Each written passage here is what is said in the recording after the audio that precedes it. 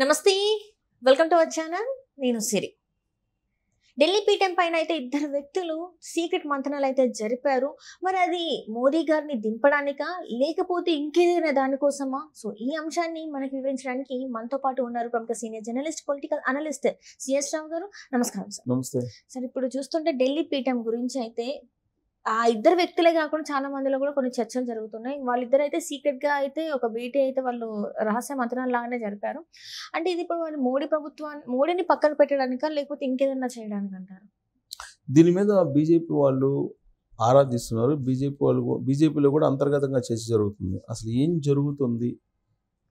Mohan Bhagwat RSS chief Mohan Bhagwat, Uttar Pradesh ముఖ్యమంత్రి యోగి ఆదిత్యనాథ్ వాళ్ళిద్దరూ భేటీ అయ్యారు. ఒకే రోజు 2 సార్లు భేటీ అయ్యారు విడతల వారీగా.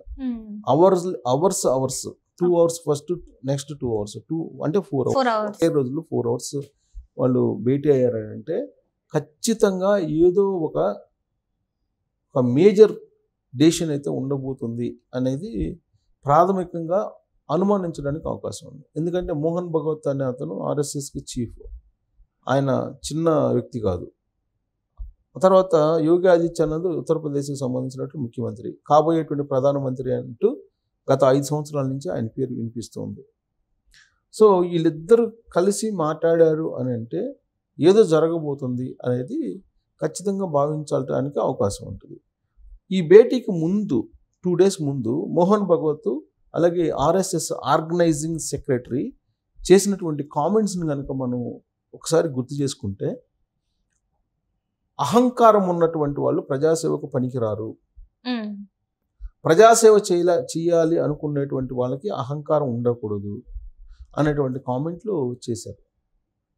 ఎవరి గురించి చేశారు ఆ కామెంట్స్ అని అంటే కాంగ్రెస్ పార్టీ వాళ్ళు రివీల్ చేశారు. కాంగ్రెస్ పార్టీ వాళ్ళు మీడియా ముందుకు వచ్చి వాళ్ళు చెప్పింది ఏంటంటే నరేంద్ర మోడీ గురించి వాళ్ళు మాట్లాడారు.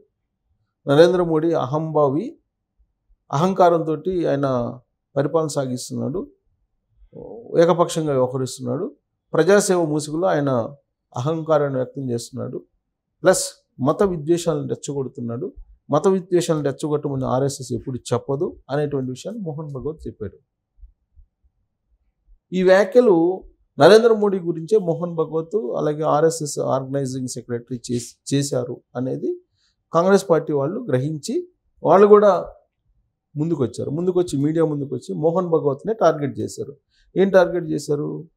పిల్లల్ని పెంచడం ఎలా అనేది తల్లిదండ్రుల మీద ఆధారపడి ఉంటుంది. తల్లిదండ్రులు ఏం చెప్తే పిల్లలు కూడా అదే అంటారు.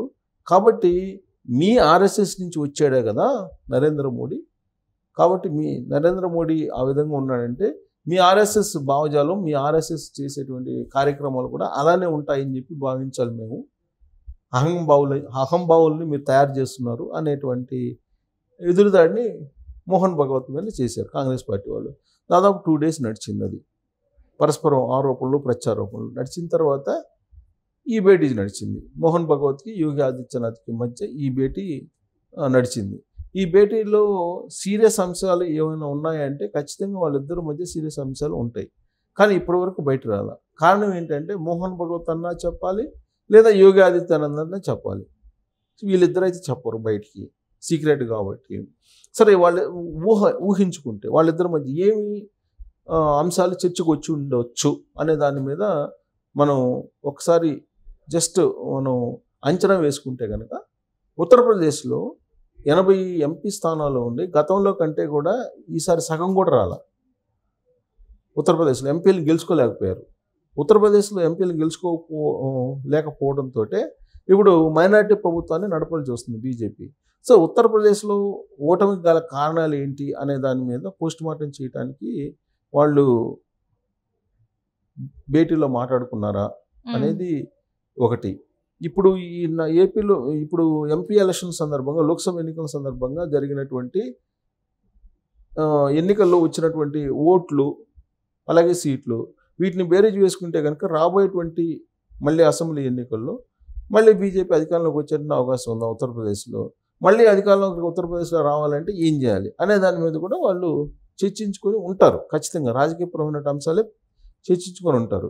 ఇంకోటి ఏంటంటే వారణాసిలో నరేంద్ర మోడీ వెనకబడ్డారు. గత ఎన్నికల కంటే కూడా సగం కూడా మెజారిటీ రాలేదు. గత ఎన్నికల్లో వచ్చిన మెజారిటీ కంటే కూడా సగం రాలా. అసలు కొన్ని రౌండ్లో నరేంద్ర మోడీ వెనకబడ్డాడు. సో కాబట్టి ఈ పరిణామం ఎందుకు వచ్చింది అనే దాని మీద వాళ్ళు స్థూలంగా చర్చించుకొని ఉండొచ్చు వాళ్ళిద్దరి మధ్య వచ్చిన సమయం. ఇక సెకండ్ పాయింట్ ఏంటంటే, ప్రస్తుతం నరేంద్ర మోడీ ప్రధానమంత్రిగా ఉన్నారు. ఆయన టార్గెట్ 400, బీజేపీకి టార్గెట్ 370 అని చెప్పి వెళ్ళారు. ఎన్డీఏకి 400, 370 టార్గెట్ తోటి ఎన్నికల ప్రచారంలో చెప్పారు. సింగిల్గా బీజేపీని అధికారంలోకి తీసుకొస్తామని చెప్పి వెళ్ళారు.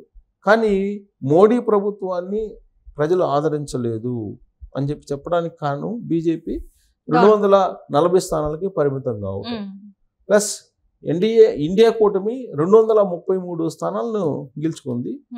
కాంగ్రెస్ 99 స్థానాల్లో ఉంది. దాంట్లో అంటే కాంగ్రెస్ గ్రాఫ్ గతం కంటే కూడా డబుల్ అయింది, బీజేపీ గ్రాఫ్ గతం కంటే కూడా పడిపోయింది. సో ఈ క్రమంలో నరేంద్ర మోడీ పరిపాలనను ప్రజలు తిరస్కరిస్తున్నారు, ప్రజలు అంగీకరించట్లేదు అనేటువంటి భావనకు ఆర్ఎస్ఎస్ చీఫ్ మోహన్ భగవత్ వచ్చారు. ఇంకొక అంశాన్ని కూడా ఆయన ప్రస్తావించారు. ఏది ఈ భేటీ కంటే ముందు 2 రోజుల ముందు ఆయన ఏం చేశాడంటే, మణిపూర్లో జరిగినటువంటి అల్లర్ల అంశాన్ని కూడా ప్రస్తావించారు. మణిపూర్కి అసలు ఎందుకు వెళ్ళలేదు?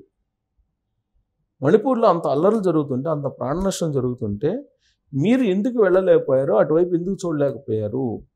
మత విద్వేషాలను రెచ్చగొట్టి మీరు ఎన్నికలు చేయాలనుకుంటే అది మంచి పద్ధతి కాదు అనేది మోహన్ భగవత్ ఒక హితబోధ చేసినట్టు మాట్లాడాడు 2 డేస్ అంతకుముందు, ఈ భేటీ కంటే ముందు 2 డేస్ బ్యాక్. ఇప్పుడు ఆ యోగి ఆదిత్యనాథ్ భేటీలో కూడా ఇదే అంశం వచ్చి ఉంటుంది. మతాలు అనే అంశం మీదనే ఎన్నికలు చేయలేము కాబట్టి అందరినీ కలుపుకొని పోవాలి అనేది మోహన్ భగవత్ యొక్క ఆలోచన. నరేంద్ర మోడీని ప్రజలు తిరస్కరించారు. నరేంద్ర మోడీ యొక్క ఆలోచనలు, నరేంద్ర మోడీ యొక్క ఏకపక్ష ధోరణిని భారతదేశం యొక్క ప్రజలు ఆదరించటం లేదు అనేది అర్థమైపోయింది ఈ ఎన్నికలతోటి. కాబట్టి నరేంద్ర మోడీని పక్కకు తప్పించాలి అని అంటే ఏం చేయాలి అనే దాని మీద కూడా బహుశా చర్చించుకుని ఉంటారేమో, అవకాశం ఉందేమో. ఆర్ఎస్ఎస్ చీఫ్ మోహన్ భగవత్ చేసినటువంటి వ్యాఖ్యలు, అసలు బీజేపీకి మేమేమి బీజేపీకి పనిచేసేటువంటి వర్కర్సం కాదు, మేము సమాజం కోసం పనిచేసే వాళ్ళం అని చెప్పేసి ఆర్ఎస్ఎస్ కూడా చెప్పింది. ఆర్ఎస్ఎస్ చీఫ్ మోహన్ భగవత్ చెప్పాడు. చాలా కోపంగా చాలా కామెంట్లు చేశాడు ఆయన.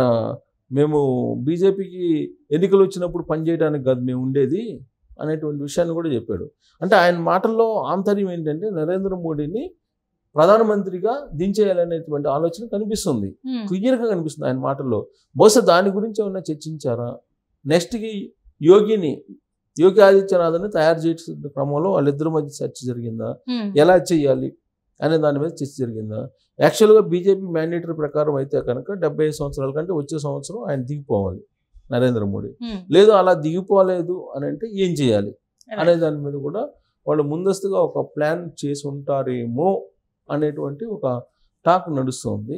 కాబట్టి ఢిల్లీ పీఠం మీద ఖచ్చితంగా వాళ్ళిద్దరు కలిసిన సందర్భంగా చర్చ జరిగి ఉంటుంది అని చెప్పి మనం భావించడానికి ఛాన్సెస్ పుష్కలంగా ఉన్నాయి. Right sir, right. Thank you so much sir.